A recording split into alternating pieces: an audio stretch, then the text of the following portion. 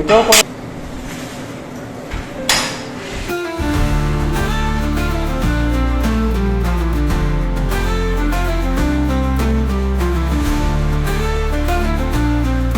না ঠিক আছে, অসুবিধা নেই।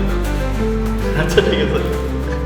না ব্যাপার হচ্ছে এই যারা কাজ করলেন আর কি, ওনাদের কিছু পেমেন্ট দিলাম। কাজ মোটামুটি ফ্লোরেরটা শেষ।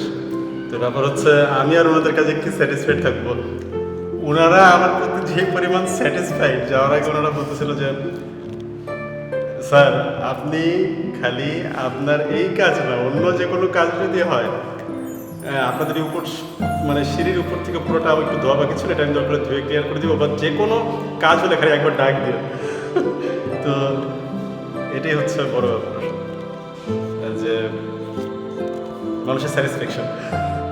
He is so much satisfied that শুধুমাত্র এই কাজ না, অন্য যে কোনো কাজ হলো জাস্ট বলেছে যে ডাক দিয়ে আসা বলবে। তো এটাই হচ্ছে একটা ব্যাপার আর কি, মোটামুটি চেষ্টা করি আর কি। আর এভাবেই মানুষের সাথে মানুষের সম্পর্ক টিকে থাকে।